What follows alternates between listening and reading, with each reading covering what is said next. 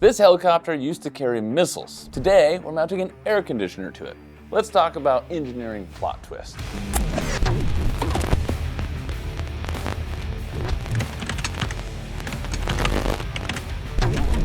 All right, picture this. You've got a converted military helicopter. Big machine, tons of history. The new owner wants to retrofit an air conditioning system. Pretty simple, right? Except here's the challenge. You cannot drill anything new in the airframe.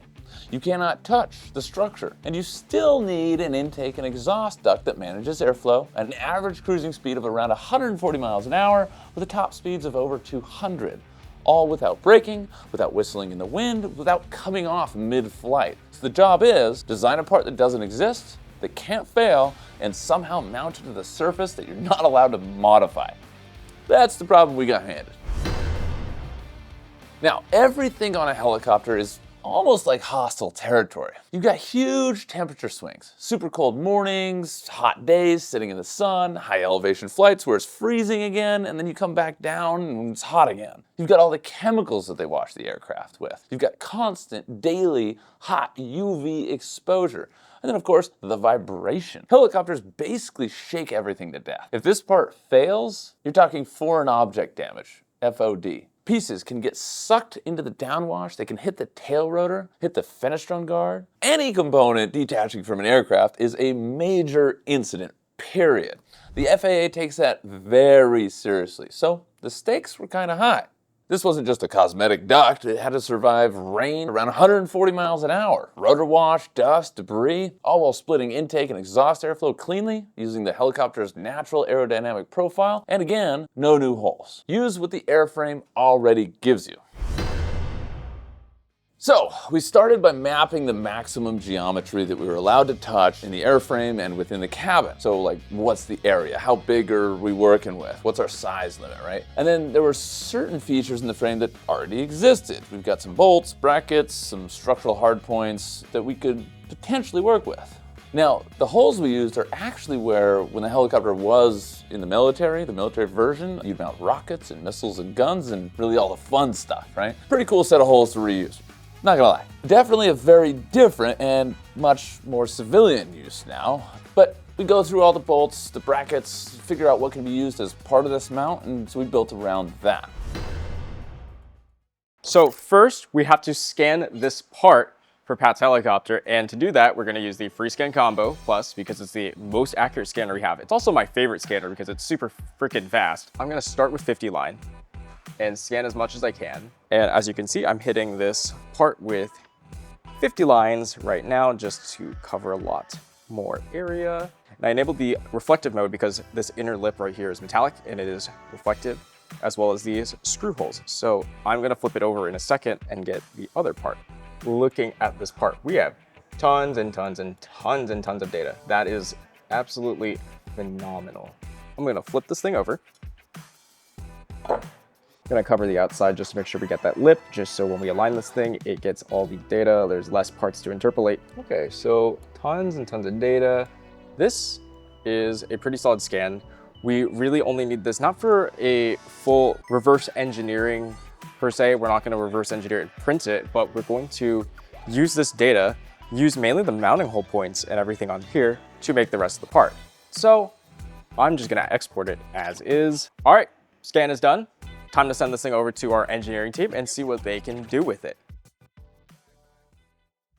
Now, before we could actually design anything, we had to figure out exactly what we were mounting to. The hole we chose had this circular bracket on it with a protective cover. It's very similar to this.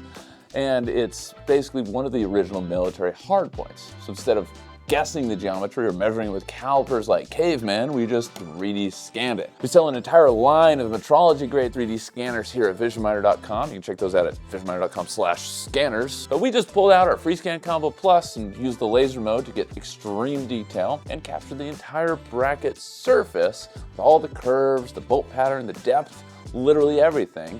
And then we just brought that mesh straight into CAD. Now that gave us a perfect digital replica of the mounting surface, so the duct would basically drop right in place with zero guesswork.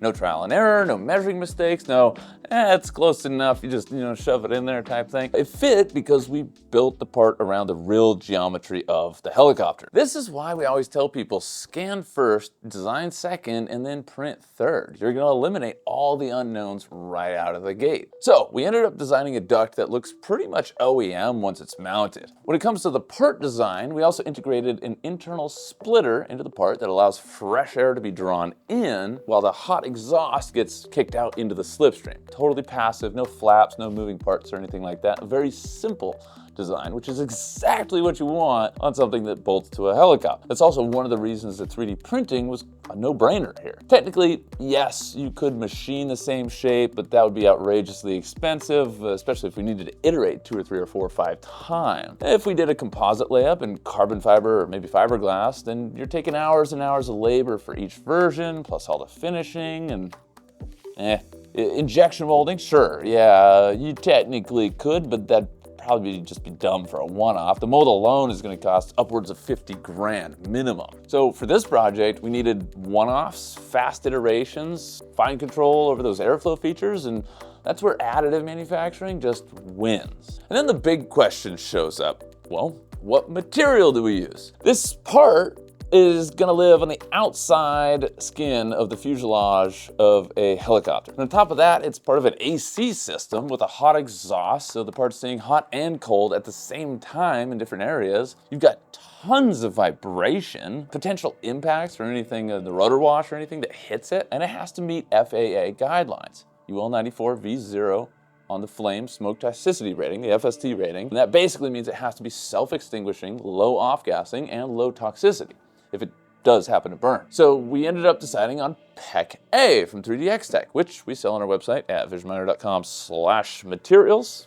You can go pick up a spool there if you want. Hopefully you got a printer that can print it, and if you don't, we got those too. Either way, it's an aerospace-grade, naturally high-temperature material with phenomenal layer adhesion, and it's extremely stable over time. This stuff has a heat deflection of about 180 to 185 Celsius, depending on the batch and the manufacturer. So it's really strong, it's really tough, it has next to no creep properties over time, and it bonds to itself unbelievably well, incredibly well, fantastically well. The layer adhesion is phenomenal. It's also not something that you can just throw onto any hobby printer. You need a real actively heated chamber and real control over the thermal gradients inside. If you don't, then you end up with major warping, delamination, cracking, and now the part is basically useless. So that's where our 22 IDEX V4 comes into play.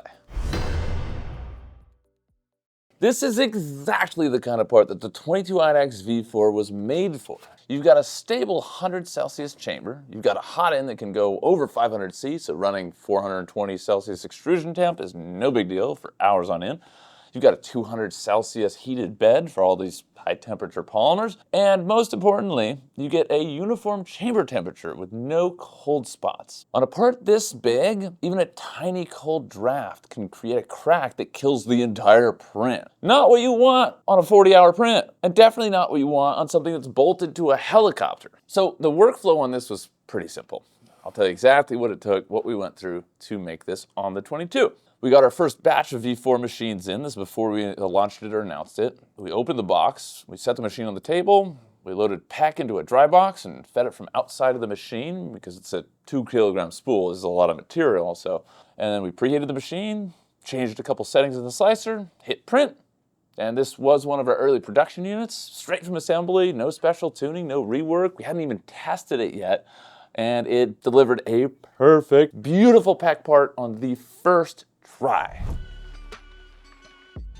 Let's look at what we actually changed in the slicer, because it's really not that much. We started with our baseline profiles, but we made a couple little adjustments. We started with our stock PEC A profile. So let's check out the part. We just got 3DX Tech Thermax PEC A. Now that's gonna be chamber at 100 Celsius, nozzle at 420 Celsius, and the bed at 200 Celsius. But then we did make a few tweaks. right, so let's go into the print settings and I'll show you everything that changed. So the perimeters, the first thing we did was 6 perimeters. So this is going from 3 walls to 6 walls, and this basically made the whole print solid walls, and that is one of the great ways you want to get strength. Next, we went down and gave 10 solid bottom and solid top layers. Now our layer height is at 0.2 millimeters, so that's going to equal about 2 millimeter thick. So 0.2 times 10 is 2 millimeters. So we're going to have a top and bottom that are 2 millimeter thick. And then let's see what else we get. The seam position we changed to the rear. Now you can make this random, nearest, aligned, etc. But we just set it to the rear so you can actually see the seams here on the part like this. And then the scarf joint placement, instead of doing nowhere or everywhere, we went with the contours. Now a scarf joint is where the joint, that basically the ends of the extrusions, when it goes all the way around and hits the other end, it's gonna actually overlap those slightly. So you get a little more solidity to the part. Next, on the infill, we did use 60% Hilbert curve, but the only part of the part that actually shows up is within this mounting bracket area. So just about, what is that, about a centimeter worth of material. And we still got the 6 walls on each end. So still a strong part. So everywhere else, it's just all perimeters. And that is completely on purpose. Over the years, and several other YouTubers like CNC Kitchen have found that strength, you want to use walls for strength instead of infill. You don't want 100% infill with 2 walls. You want as many walls as you can if you're doing strong functional parts. So when it comes to strength, using as many walls and perimeters as you can is a huge key to make really strong functional parts. Okay, and then the skirt and the brim, we just used 6 loops to make sure on the skirt, it's basically the sacrificial little thing that prints around the part before it prints the actual part. And we just used 6 loops on that to make sure the nozzle's totally purged, and it's about 5 millimeters away from the part, so you don't have to remove any brims or anything. This, our nanopolymer adhesive build plate adhesion. We made this 6 or 7 or 8 years ago when nothing would stick. We were getting like 20% yields, right? Everything was failing. You got huge brims, multi-layered brims that you got to cut off the parts after. But this stuff, it activates at temperature, only sticks when it's at high temp, and sticks like nothing else, I will say. And so this was a huge part in creating this part. But as far as changes in the slicer go, that's it. That's all we got. So these profiles are totally included when you buy the V4. You can even go download them right now and get Prusa Slicer for free, and check them out if you want at wiki.visualminer.com.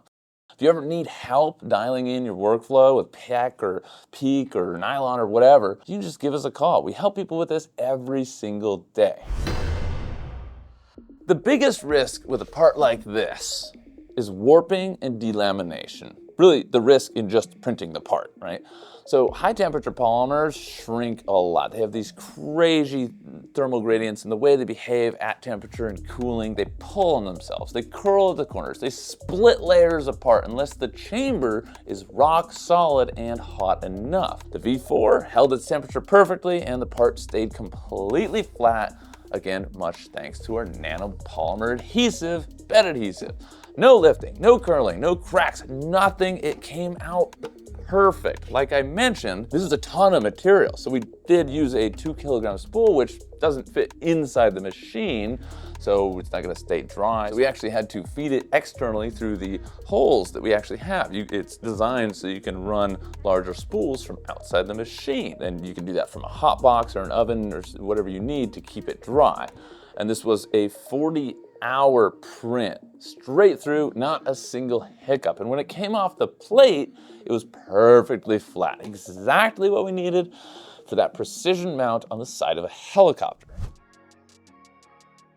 We then took the finished part and did our own shop style stress tests on it. With bending, flexing, vibration checks, manual stress, impacts on the flanges. Basically, we let everyone in the office try to break it. We tested it all, and it held up great.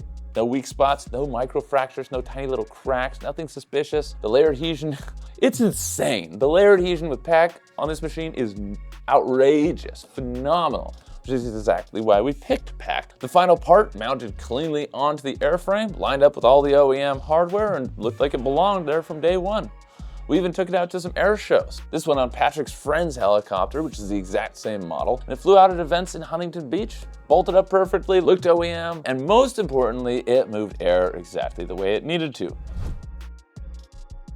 So here's the big thing to walk away with. You can print real high temperature parts that actually bolt onto an aircraft on about a $15,000 machine and get flawless results on the first try. This kind of work used to be strictly six-figure machine territory. You're gonna be spending hundreds of thousands, if not millions. But the 22IDEX V4 finally brings that capability into a range for real companies doing real work, and they can afford it. Aerospace engineers, automotive teams, anyone making high temperature tooling or functional prototypes, you can learn this workflow and you can do things that used to be impossible. So that's the story of this helicopter AC duct project. And if you want to see more real world parts, aerospace, automotive, experimental niche applications, check out all the other videos on our channel. We've been doing this for a lot of years now, and we sell an entire line of 3D printers, 3D scanners, and everything you need to actually run additive manufacturing in your business. So give us a call, shoot us an email.